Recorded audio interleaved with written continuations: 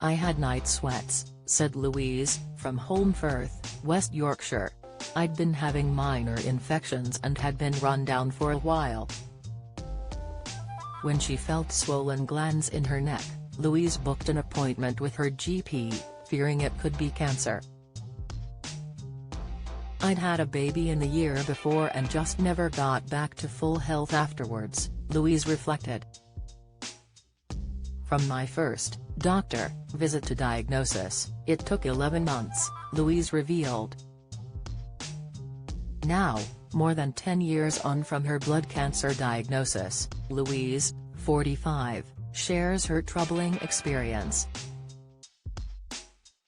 "My GP didn't seem to know what was wrong at the time, and kept telling me he didn't think it was cancer," Louise shared. "I'd had blood tests and an ultrasound, but the results didn't suggest anything serious and it wasn't pursued any further. In the end, I sought a private referral and was diagnosed by an ENT, ear, nose and throat, consultant."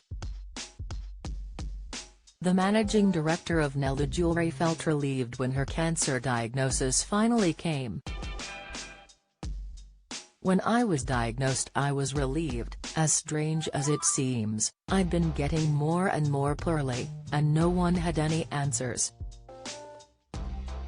It was terrifying, yet knowing there was a name and treatment for what was wrong with me was a huge relief by this point. I'd had a year of thinking I was going mad because no one was listening to me." Diagnosed with Hodgkin lymphoma, a form of blood cancer, her first line of treatment failed. "What was meant to be 6 months of chemotherapy became 19 months of treatment," said Louise. "I had 4 different chemotherapy regimes, a monoclonal antibody, a new therapy, radiotherapy and then a donor bone marrow transplant, allograft." Having been cleared of cancer for a decade, Louise regards herself as having been very lucky. "If you don't feel something is right, see your GP, and don't be afraid to keep pushing if you are struggling to get answers," said Louise. "Go to a different GP if you feel you aren't being listened to."